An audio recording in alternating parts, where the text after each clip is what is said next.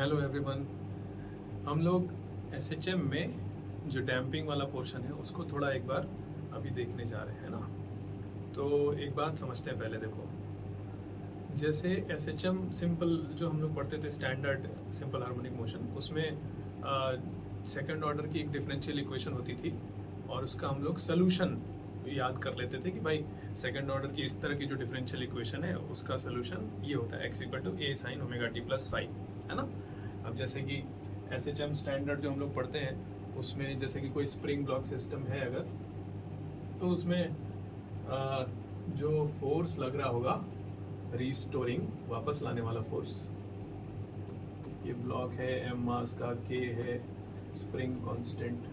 तो जब यहाँ से मीन पोजीशन से ये x आगे बढ़ेगा तो स्प्रिंग इसको वापस के एक्स फोर्स से खींच रहा होगा। तो जो रिस्टोरिंग फोर्स होता था वो कुछ इस तरह का होता था, माइनस के इंटू एक्स। तो हम लोग एक्सेलरेशन लिख लिए थे, ये हो गया था माइनस के बाई एम इंटू एक्स। और ये एक तरह का सेकेंड ऑर्डर डिफरेंशियल इक्वेशन है। देखो, सेकेंड डेरिवेटिव ऑफ एक्स लिखा हुआ है इज इक्वल टू माइनस के बाई एम एक्स। और हम लोग याद किए थे कि अगर ऐसा हो तो ये जो लिखा हुआ है ये ओमेगा स्क्वायर को रिप्रेजेंट कर रहा होता है और इसका आंसर होता है, मतलब x as a function of time, इसका position as a function of time लिख सकते हैं, या ऐसे कहें कि displacement from mean position as a function of time इस तरह का आता था, a sine omega T plus five, है कि नहीं। तो देखो, बात ये कि वैसे तो आप लोगों को ये इस तरह के सेकेंड ऑर्डर का डिफरेंशियल इक्वेशन का सोल्यूशन ये आता ही है। इसी का एक अगला स्टेप कह सकते हैं कि डैम्पिंग वाला जो पोर्शन है ना, उसमें भी एक तरह की सेकेंड ऑर्डर डिफरेंशियल इक्वेशन बनती है। उसका सोल्यूशन क्या होता है वो सीखेंगे हम लोग, और फिर उसको कैसे अप्लाई करते हैं ये सीखा जाएगा। अच्छा देखो, IIT-JEE में डैम्पिंग वाला यही सेकेंड ऑर्डर डिफरेंशियल इक्वेशन जो हम लोग बनाने जा रहे हैं, वो दो जगह डैम्पिंग के क्वेश्चन दो तरीके से आते हैं। एक तो ये हो गया कि ऑसिलेशन, ये जो एसएचएम है इसमें डैम्पिंग वाली बात है ना, और जेई में ये भी पूछता है कि जो एलसी ऑसिलेशन होता है ना, वहाँ पे एलसी ऑसिलेशन में डैम्पिंग के क्वेश्चंस देता है वो, कि उसमें अगर एक रेजिस्टर लगा दें तो उसमें भी तो धीरे धीरे एम्पलीट्यूड ऑफ ऑसिलेशन कम होने लगेगा, है ना, एनर्जी धीरे धीरे लॉस होने लगेगी। तो उसमें डैम्पिंग एक्चुअली इसलिए दोनों को पूछ लेता है क्योंकि दोनों एग्जैक्टली एक जैसे रिलेशंस बनते हैं। अभी हम लोग देखा जाएगा, इक्वेशन एग्जैक्टली एक जैसी बनती है, सोल्यूशन भी एग्जैक्टली एक जैसा होता है। तो थोड़ा ये सब चीज़ों के बारे में हम लोग सीखने जा रहे हैं, है ना। शुरू करते हैं, चलो। सबसे पहले तो जो हम बता रहे थे कि सेकेंड ऑर्डर डिफरेंशियल इक्वेशन जो हम लोग सीखते हैं, ये वाली second order differential equation d2x upon dt square is equal to d2x upon dt square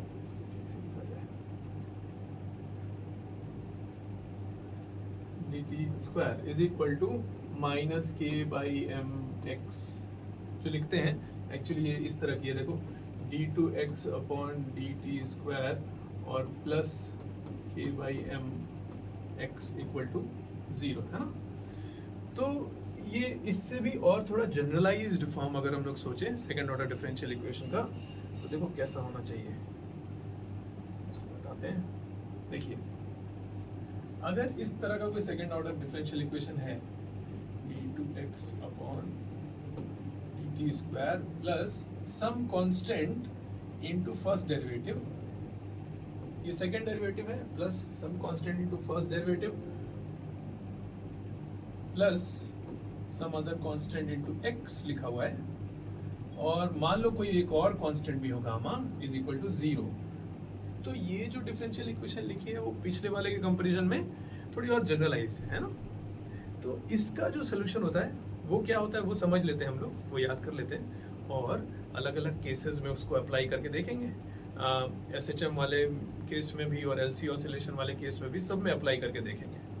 चलो, तो इसका आंसर देखो ऐसा कुछ होता है, x वर्सेस t हमको पता करना था, x is a function of time, तो ये होता है x plus gamma by beta equal to, है ना। जनरली जो आपको मिलेंगे क्वेश्चंस उसमें गामा 0 ही रहता है, तो x इज इक्वल टू सीधा सीधा हो जाता है।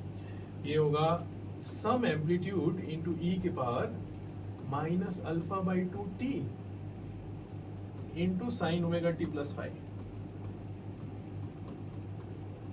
है ना। जैसे उसमें क्या होता था कि a sine omega T plus five, जो अभी तक हम लोग करते थे स्टैंडर्ड एसएचएम, इसमें क्या है a sine omega T plus five नहीं है, a इंटू ये चीज है। ये क्या लिखा है, एक बार हम फिर से लिखते हैं इसको, थोड़ा सा इसको सही करके। ये लिखा हुआ है minus alpha by two into t, है ना, लिखा है e के पावर में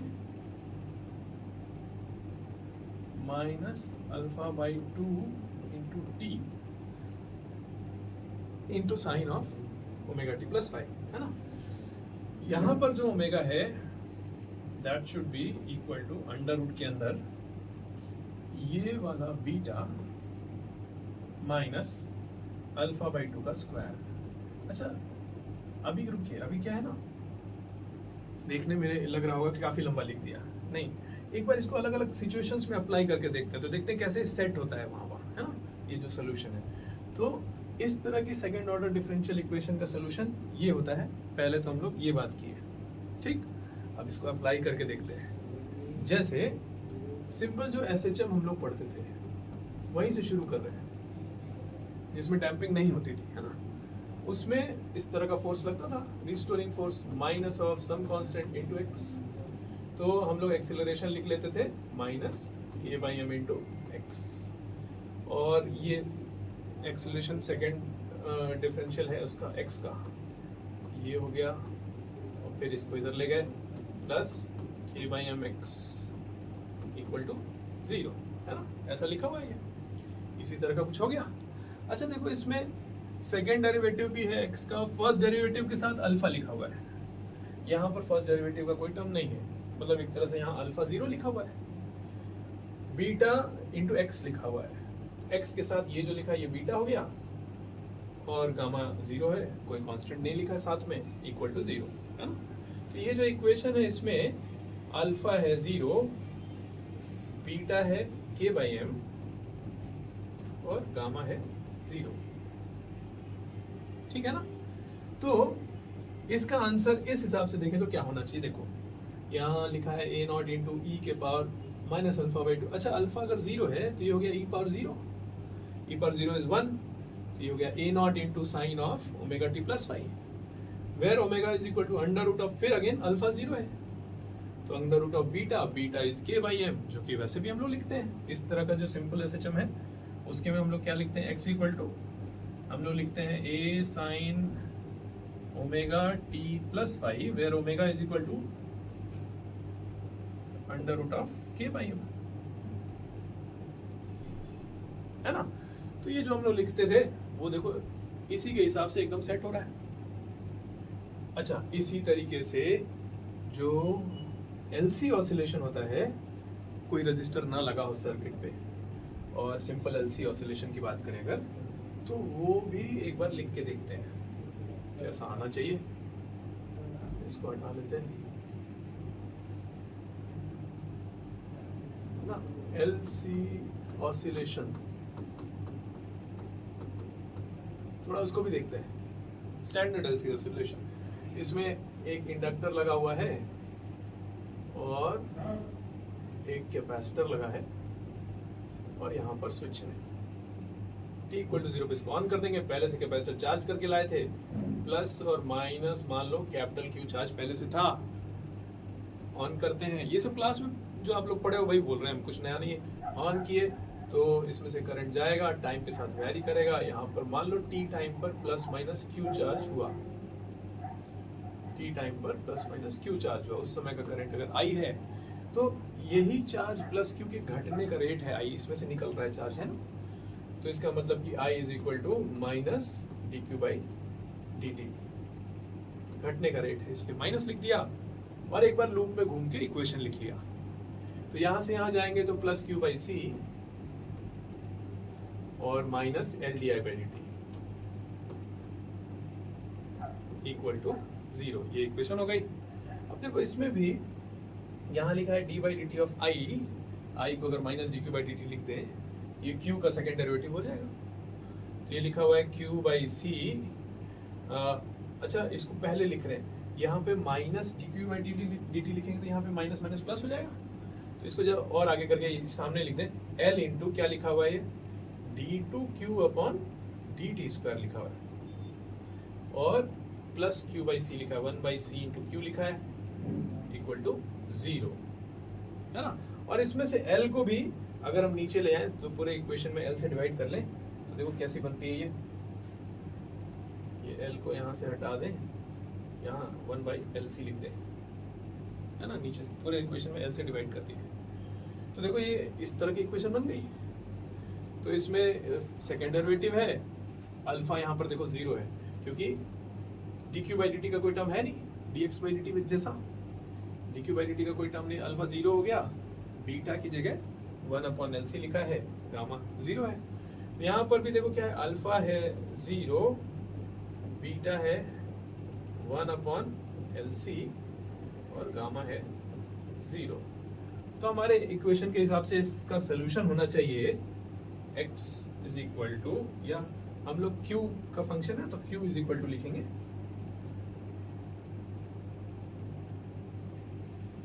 यहां पर हम लोग लिख रहे हैं q इज इक्वल टू, इसके लिए अल्फा 0 है तो a not into E power 0, a not हो गया सम एम्पलीट्यूड जिसको हम लोग बाद में कैपिटल Q लिख देते थे, sine of omega T plus y where omega is equal to under root of beta, और बीटा है 1 upon l c, 1 upon l c under root, जो कि होता है एल सी ऑसिलेशन में हम लोग यही तो आंसर लिखते थे, Q is equal to Q not sine omega T plus Y फिर omega is 1 upon root L C, है ना। तो स्टैंडर्ड एल सी ऑसिलेशन भी इसको इसी इक्वेशन के जैसा करके हम लोग सॉल्व कर ही सकते थे।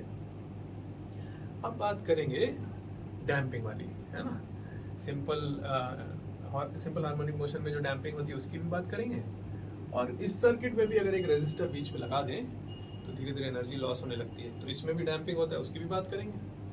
चलिए तो अब डैम्पिंग पे आते हैं, इसको हटाते हैं यहाँ से।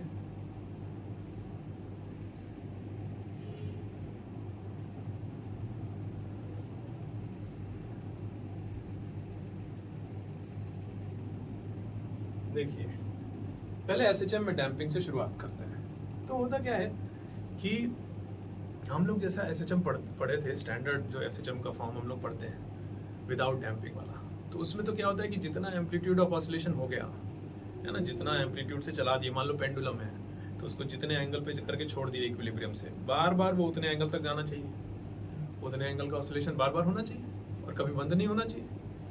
लेकिन प्रैक्टिकली तो ऐसा नहीं होता। प्रैक्टिकली क्या होता है कि जब वो पेंडुलम ऑसिलेट कर रहा होता है तो बाकी भी रेजिस्टिव फोर्सेस हैं, एयर का रेजिस्टेंस है जो उसको उल्टे डायरेक्शन में बार बार लग रहा होगा, उसकी वजह से एनर्जी लॉस हो रही होगी धीरे धीरे, तो वो धीरे धीरे उसका एम्पलीट्यूड घटने लगता है ना, और वो धीरे धीरे रुकना शुरू करता है। तो इसको हम लोग कहते हैं इस प्रोसेस को कि ये डैम्पिंग हो रही है, एनर्जी धीरे धीरे उसकी खत्म हो रही है, एम्पलीट्यूड धीरे धीरे घट रहा है, तो उसको हम लोग कहते हैं डैम्पिंग कर रहा है। ठीक है, तो अब डैम्पिंग फोर्स तो बहुत तरह के हो सकते हैं, डैम्पिंग करने वाला जो फोर्स है वो बहुत तरह का हो सकता है। तो लेकिन हम लोग जो डैम्पिंग पढ़ने जा रहे हैं उसमें क्या होता है ना कि जो डैम्पिंग फोर्स है अगर वो डायरेक्टली प्रोपोर्शनल टू वेलोसिटी है, जैसा कि ये वाला भी तो होता है एयर का रेजिस्टेंस, विस्कस फोर्स की तरह से कंसीडर करें। अगर हमारा जो पेंडुलम का बॉब है वो स्फेरिकल है तो उस पर 6 पाई ईटा आर वी इतना लगना चाहिए विस्कस फोर्स, एयर का रेजिस्टिव फोर्स। तो 6 पाई ईटा आर वी मतलब वेलोसिटी के डायरेक्टली प्रोपोर्शनल लग रहा है, और वेलोसिटी का जो डायरेक्शन होता है उसके उल्टे डायरेक्शन में लग रहा होता है। अगर इधर जा रहा है बॉल तो इधर की तरफ लगेगा विस्कस फोर्स, और इधर जा रहा है तो इधर की तरफ, है कि नहीं। तो वही केस हम लोग सीखते हैं डैम्पिंग में, जिसमें कि जो रेजिस्टिव फोर्स है वो डायरेक्टली प्रोपोर्शनल टू वेलोसिटी हो। अब जैसे एसएचएम वाला जो डैम्पिंग है पहले उसकी बात कर रहे हैं हम लोग।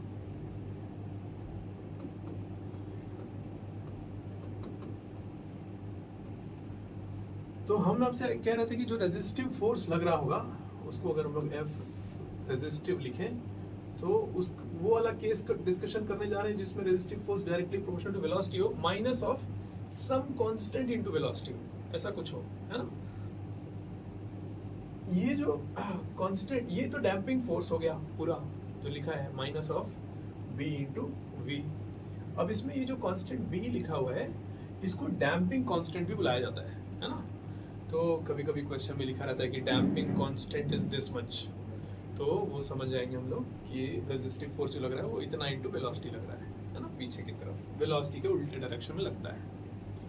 ऐसे में अगर हमको इक्वेशन लिखना हो उसका, कोई कहे कि x as a function of time लिख के बताइए आप, है ना, या एम्पलीट्यूड कैसे वेरी कर रहा है बताइए, तो हम देखो शुरुआत करते हैं। पहले तो उस पर जो फोर्सेस लग रहे होंगे, नेट फोर्स जो लग रहा होगा वो क्या क्या होगा, तो एक तो माइनस के एक्स वाला तो फोर्स है ही जो पहले से लग रहा था, अगर रेजिस्टिव फोर्स नहीं भी होता तो माइनस के एक्स तो लग ही रहा था, और एक ये वाला फोर्स भी लग रहा है, जैसे जैसे आगे जा रहा है तो उल्टा, है ना, तो ये उस पर फोर्सेस हो गए। तो जब इसको लिखेंगे मास इंटू एक्सिलरेशन और मास से डिवाइड करेंगे तो एक्सिलरेशन ऐसा आएगा, देखो a is equal to minus के by M X minus B by M into we, है ना। अब a को लिख देंगे सेकेंड डेरिवेटिव ऑफ x है D two X by D T square, इसको इधर ले जाएंगे, v को लिखेंगे dx बाई डी टी। तो देख रहे हो यहाँ पर एक dx by D t into some constant वाला टर्म भी आ गया, ये dx by D t into this constant, मतलब अब अल्फा जीरो नहीं है ना। तो यहाँ लिख के देखते हैं एक बार कैसा आता है ये, तो ये हो गया D two X by D T square plus ये चीज इधर ले आए b by M into V D x by D T plus k by M into X equal to zero, है ना। तो मतलब हमारे इसमें क्या है, alpha is equal to B by M, देखो D x by D T के साथ जो लिखा है that is B by M, beta मतलब x के साथ जो लिखा है that is k by m and gamma is zero, है ना। तो इसका सोल्यूशन अब कैसा होना चाहिए, फिर इसका सोल्यूशन होना चाहिए x इज इक्वल टू, अब देखो यहाँ इस वाले में वैल्यू पुट करने जा रहे हैं, तो alpha is b by m, तो ये हो गया b by two m into t, है ना। तो a नॉट इंटू ई के पावर माइनस b, एक second, minus b by two m into t times alpha by two into t times sine of omega T plus five. इस तरह का ये solution होना चाहिए, वेयर ओमेगा इज, अब नीचे जगह नहीं हम इधर लिख दे रहे, where omega is under root of, यहां पर मुझे लिखना beta minus alpha by two का स्क्वायर, है ना। तो बीटा है के बाई एम और अल्फा है दिस मच, क्या हो गया k by m minus B by two m alpha by two का स्क्वायर, ठीक है ना। तो इस तरह का सोल्यूशन आया। अब देखो इससे हम लोग क्या मतलब निकल रहा है, इससे मतलब निकल रहा है कि जो एम्पलीट्यूड वाला टर्म है, ये वाला जो टर्म है वो अब सिंपल ए नॉट नहीं रह गया, ये हो गया ए नॉट इंटू ई के power minus B by two m into t, मतलब ए नॉट इंटू ई के power minus some constant into t. तो इसका मतलब ये जो टर्म है एम्पलीट्यूड वाला वो एक्सपोनेंशियली घट रहा है ना। तो इस केस में जो ऑसिलेशन हो रहा होगा उसका एम्पलीट्यूड अब एक्सपोनेंशियली घट रहा होगा, एम्पलीट्यूड पहले इतना था तो अभी कम हुआ, फिर और कम हुआ, फिर और कम रहा होगा धीरे धीरे, यही तो है डैम्पिंग। और जो ओमेगा है एंगुलर फ्रीक्वेंसी वो इतना है। अब देखो होता क्या है कि प्रैक्टिकल अगर एक बात की जाए, प्रैक्टिकली सोचा जाए, तो ये जो बी होता है ये बहुत छोटा होता है। जैसे कि अभी हम लोग एग्जाम्पल ले रहे थे पेंडुलम वाला, तो उसमें हम कहें कि अगर मान लो बॉब स्फेरिकल है पेंडुलम का, तो जब जाएगा तो एयर का विस्कस फोर्स जो लगेगा वो 6 पाई ईटा आर वी होगा, है ना, 6 into pi into eta into r, ये कांस्टेंट बी है इंटू वी, है ना। तो इसमें ईटा आ रहा है जो कोफिशिएंट ऑफ विस्कोसिटी एयर का, वो ऑब्वियसली बहुत छोटा होता है। तो के बाई एम के कंपैरिजन में बी वैसे ही बहुत छोटा, तो उसका स्क्वायर भी किए हैं, बी बाई टू एम का स्क्वायर, वो और भी छोटा हो गया। तो के बाई एम के कंपैरिजन में ये बहुत छोटा होता है प्रैक्टिकली, है ना। तो हम ये नहीं कह रहे कि हमेशा है ऐसा, क्योंकि क्वेश्चन में अगर कह देगा कि ये कंपेरेबल है इसके, तो आप छोटा नहीं कर सकते अपने मन से, लेकिन प्रैक्टिकली जनरली यही होता है। और क्वेश्चन में अक्सर लिखा भी रहता है कि यहाँ पर बी बाई टू एम का स्क्वायर बहुत ही छोटा है के बाई एम से, ऐसा दिया रहेगा, या लिख देगा सिंपली कि b is very small, damping constant is very small. तो ऐसे में ये टर्म इससे बहुत छोटा हो जाएगा, तो ओमेगा को हम लोग फिर से ऑलमोस्ट उतना ही लिख सकते हैं, अंडर रूट ऑफ क्या, के बाई एम। ये चीज को हटा के, एक सेकेंड, यहाँ पर इसको अंडर रूट के अंदर के बाई एम लिख सकते हैं हम लोग, इसको हटा के।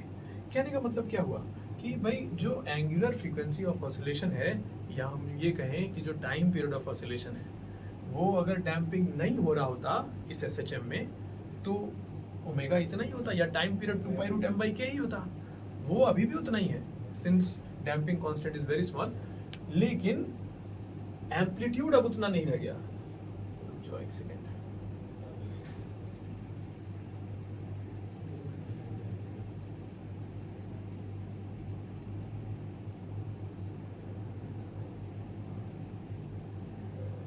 हाँ, तो हम कह रहे थे कि यार एम्पलीट्यूड अब उतना नहीं रह गया, एम्पलीट्यूड एक्सपोनेंशियली घट रहा है अब, है कि नहीं।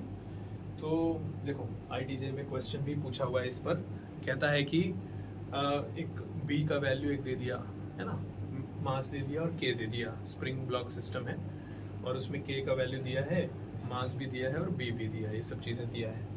और पूछा किस तरह से था, देखिए उसमें कहा था कि कितने ऑसिलेशंस के बाद जो एम्पलीट्यूड है वो इनिशियल एम्पलीट्यूड का आधा हो जाएगा, ऐसे पूछा। नंबर ऑफ ऑसिलेशंस कितने होने के बाद एम्पलीट्यूड इनिशियल वाले एम्पलीट्यूड का आधा हो जाएगा। तो एम्पलीट्यूड कैसे वेरी कर रहा है ये लिखा हुआ है, इस तरह के ये फंक्शन है एम्पलीट्यूड के वेरिएशन का, और ये A0/2 कब होगा ये पता करना है, मतलब this is equal to 1/2, log ले लेंगे दोनों साइड, तो क्या log 2 is equal to B/2m into t, तो टी आ गया, नहीं लो सॉल्व करके टी निकाल ली, तो टाइम आ गया। और हमसे ये टाइम नहीं पूछा था, क्वेश्चन में पूछा था कितने ऑसिलेशंस के बाद ऐसा होगा। तो अब क्या करें, तो देखो उसमें यही वाली बात यूज करनी थी कि ओमेगा अभी भी उतना ही है, ओमेगा रूट के बाई एम ही है, बी बहुत छोटा दिया था उस क्वेश्चन में, तो ये निगलेक्ट करके ओमेगा को रूट के बाई एम लेके एक टाइम पीरियड निकाल लिए 2 पाई रूट एम बाई के, और कितना समय टोटल लगा वो हमको पता है, यहाँ से निकाले थे एम्पलीट्यूड आधा होने में टोटल समय कितना लगा, और एक टाइम पीरियड से डिवाइड कर दिए, तो नंबर ऑफ ऑसिलेशंस पता चल गए, कितने ऑसिलेशंस के बाद ऐसा होगा, है ना।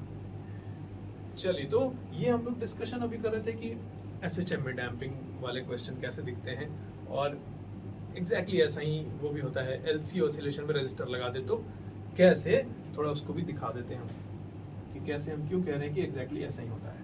देखो ये सब बताया जाए पहले,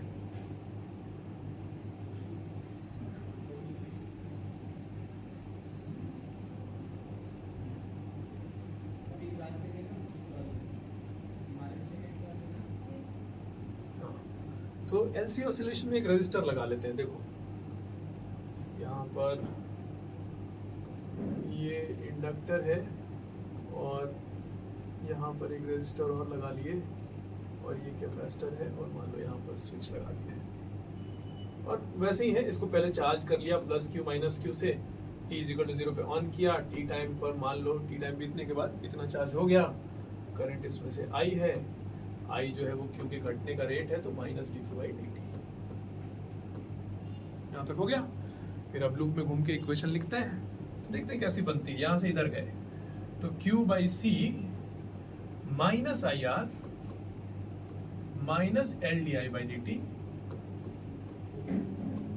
इक्वल टू 0, ये इक्वेशन बनी, है ना। अगेन वही है, जहां जहां I है उसको माइनस dq/dt लिखेंगे, ये भी प्लस हो जाएगा और ये भी प्लस हो जाएगा। तो देखो इक्वेशन ऐसी हो गई, L इंटू d2q/dt², फिर क्या I है dq/dt वाला term, plus R into dq/dt plus 1/c into q equal to 0, और L से सब में अगर डिवाइड कर ले हम लोग तो इक्वेशन ये हो गई। देखो L हटा लें तो ये R/L 1/LC है ना। तो यहाँ पर देखो अल्फा R/L है, बीटा 1/LC है, गामा तो जीरो ही है ना? ठीक है ना? तो सोल्यूशन कैसा दिखना चाहिए? तो यहाँ से हो गया Q is equal to some amplitude, amplitude को Q नॉट लिख सकते हैं ना, Q नॉट, क्योंकि इनिशियली जितना था मैक्सिमम बार बार उतना ही, ये सोच के, इंटू ई के पावर क्या लिखेंगे, minus alpha by two into t लिखना था, तो ये r by 2l alpha by two into t, ये हो गया, into sine of omega T plus five, और ओमेगा होगा कितना, omega will be equal to under root of beta, beta कितना है 1 upon l c, minus alpha by two मतलब r by two l का स्क्वायर, है कि नहीं? तो देखो होता ये है कि इक्वेशन तो पहले देखी तो वैसी बनी जैसी कि एसएचएम में डैम्पिंग वाली इक्वेशन बनी थी, है कि नहीं? उसमें d2x बाई dt स्क्वायर था नहीं, और यहाँ पर अल्फा का वैल्यू वहाँ पर कितना था b बाई 2m, और जो बीटा है उसका वैल्यू कितना था k बाई m, है ना? तो देखा जाए तो बस कॉन्स्टेंट्स अलग है ना? और वहाँ x के फंक्शन में था, यहाँ पर q का फंक्शन है, बस नहीं, तो इसलिए आंसर भी दोनों का एक जैसा है, तरीका भी एक जैसा है, तो क्वेश्चन पूछे जा सकते हैं। एक बार तो आईटीजे में कंपेयर करवाने का क्वेश्चन दिया था, क्या था कि एलसी ऑसिलेशन में जो ये वाले टर्म्स हैं आर एल और सी, वहाँ वाले में एसएचएम से कंपेयर उसको किया जाए तो कौन मास के कंपेरेबल है, कौन स्प्रिंग कांस्टेंट के कंपेरेबल है, और जो सी है वो किसके कंपेरेबल है, मतलब तीनों चीज़ों को कंपेयर करने के लिए पूछा था, है ना? तो कैसे उसमें, तो ठीक है, इक्वेशन दोनों एक बार लिख लेंगे जैसे अभी लिखे हैं, तो कंपेयर कर लेंगे किसके साथ क्या लिखा हुआ है, बात सही है कि नहीं? अब जैसे उसमें होता था कि एम ए और प्लस बी वी और plus k x is equal to 0, equation ऐसा था, और यहाँ पर क्या है, सेकेंड डेरिवेटिव के साथ हम लोग क्या लिखे थे पहले, एल था ना, तो एल इंटू सेकेंड डेरिवेटिव, तो वहाँ मास था, यहाँ एल है, और यहाँ लिखा हुआ था r into d Q by D t, और जब एस एच एम वाला लिखे थे तो क्या लिखे थे, b into v, b into d x by D t, तो आर जो है वहाँ पर बी है, सही बात है, आर का काम, रेजिस्टेंस का काम यहाँ पर क्या है, एनर्जी लॉस करना, और वहाँ पर वो जो डैम्पिंग कांस्टेंट था, वो डैम्पिंग फोर्स वही तो एनर्जी लॉस कर रहा था, है ना? तो आर की जगह बी है तो कंपेरेबल है उसके, और यहाँ पर क्या है 1 बाई सी, और इसकी जगह वहाँ पर था के स्प्रिंग कांस्टेंट, है ना? तो ये कंपैरिजन पूछा था कौन किसके कंपेरेबल है, एक बार ये भी आईटीजे में पूछ चुका है। तो चलिए अभी तक हम लोग देखे कि कैसे एसएचएम वाला जो डैम्पिंग है उसका सोल्यूशन लिखते हैं, एलसीआर ऑसिलेशन में जो डैम्पिंग है उसका सोल्यूशन कैसे लिखते हैं, कैसे ये दोनों एक दूसरे से कंपेरेबल है ना? और इसमें भी उस तरह के क्वेश्चंस हो सकते हैं कि भाई चार्ज कितनी देर के बाद इतना पहुंचा, आधा पहुंचा या 1/3 पहुंचा या जो भी है, तो आप ये इक्वेशन है चार्ज कैसे वेरी कर रहा है टाइम के साथ, इसको यूज करके बता सकते हैं कब कितना हुआ, है कि नहीं? चलिए, तो ये तो यहाँ तक की बात हुई कि डैम्पिंग का सोल्यूशन, डैम्पिंग वाले क्वेश्चंस का सोल्यूशन हम लोग कैसे लिखते हैं, ठीक है? इसमें एक बात थोड़ी सी और कर लेते हैं हम लोग, और फिर उसके बाद ये चीज़ को क्लोज करेंगे। देखिए, तो इस पर वापस आते हैं, थोड़ा इसको हटाया जाए।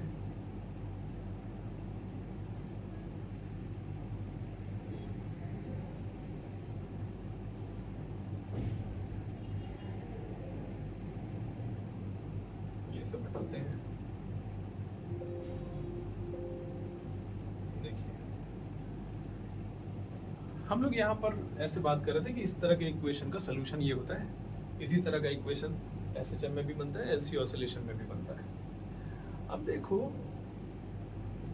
हम लोग अभी तक के क्वेश्चंस में ये कह रहे थे बार बार कि ये वाला जो टर्म है beta minus alpha by 2 square है ना, तो अल्फा बाई 2 का जो स्क्वायर है वो बीटा से बहुत छोटा है, और प्रैक्टिकली होता भी है। हम आपको उसमें एसएचएम वाले डैम्पिंग में बताया कि हाँ छोटा होता है, एलसी ऑसिलेशन में भी होता है एक्चुअली, नहीं उसमें क्या बना था, under root of, LC oscillation में यहाँ पर बना था बीटा की जगह 1 अपॉन एल सी माइनस ये आर बाई 2 एल था का स्क्वायर, ऐसा बना था, है ना, एलसी ऑसिलेशन में। तो पॉइंट ये है कि 1/LC का जो वैल्यू होगा, अब कैपेसिटेंस जो होता है प्रैक्टिकली तो म्यू फेराड में होते हैं जनरली, है ना। देखा जाए तो जनरली जितने कैपेसिटर्स घरों में यूज होते हैं, आप देखोगे टीवी में बहुत सारे लगे रहते हैं, और जो भी इलेक्ट्रॉनिक की चीज़ें हैं उनमें जो भी कैपेसिटर्स आप देखोगे तो म्यू फेराड में रहते हैं जनरली, 10⁻⁻6। तो 1/LC अगर लिख दिए तो यहाँ 10⁻⁻6 है, ऊपर जाके 10⁻6 का टर्म यहाँ ऐसे बन जाएगा, ये बहुत बड़ा हो जाएगा इसके कंपेरिजन में। R/12 तो रेजिस्टेंस होगा 1 ओम 2 ओम, नहीं इंडक्टेंस होगा कुछ हेनरी 1 हेनरी 2 हेनरी इस तरह का होगा, तो ये तो बहुत छोटा हो जाएगा इसके कंपैरिजन में। तो वहाँ भी इसको निगलेक्ट करके ओमेगा को उतना लिख सकते हैं, 1/√LC लिख सकते हैं, जो कि होता है प्रैक्टिकली। लेकिन अब वापस आते हैं थ्योरेटिकल बात कि देखो अगर ये हो कि ये कंपेरेबल हो, बहुत छोटा ना हो, अलग अलग केसेस में क्या आंसर्स लिखने होंगे, अलग अलग केसेस का सेंस क्या निकलेगा, थोड़ा ये सब बात समझते हैं। तो देखो सबसे पहले यहाँ से शुरू करते हैं कि अगर अल्फा 0 ही हो गया, यहाँ से शुरू करते हैं। अगर इसमें अल्फा 0 है तो एक तो ये 0 हो गया तो A0 into sine omega T plus 5 हो गया, और ओमेगा हो गया √β। ये तो स्टैंडर्ड SHM जो हम लोग पढ़ते हैं विदाउट डैम्पिंग, ये वो वाला केस हो गया। तो इसमें क्या होगा, नो डैम्पिंग।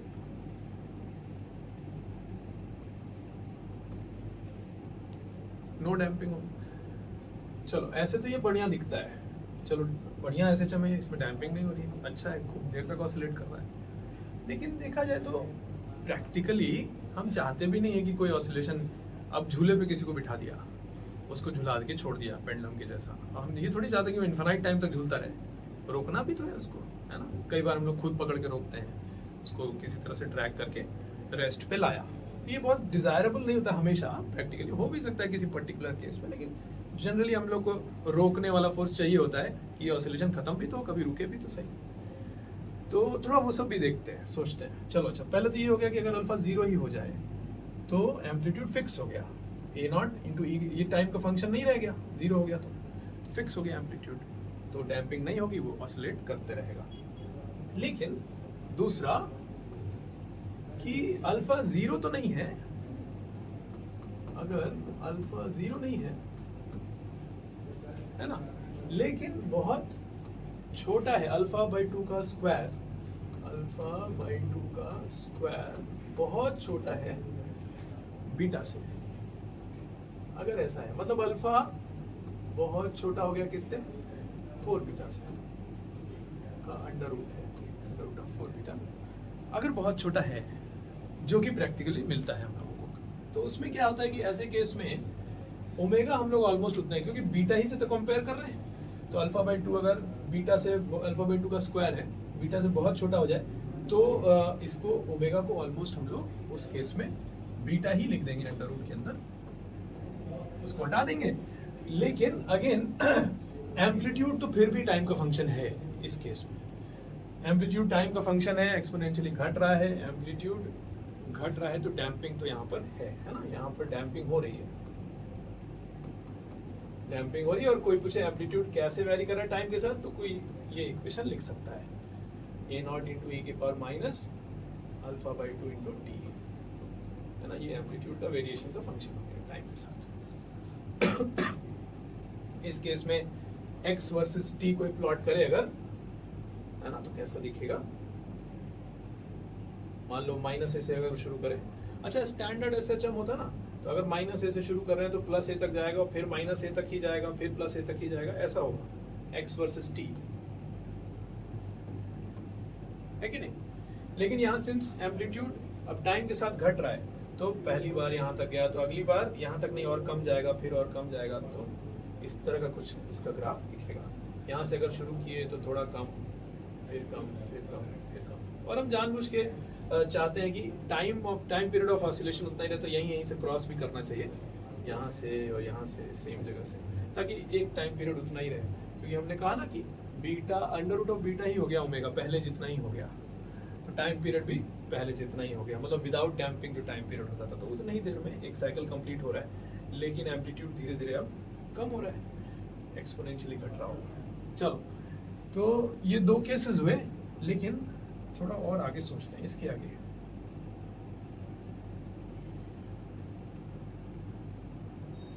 इसको हटाते हैं, तीसरा केस,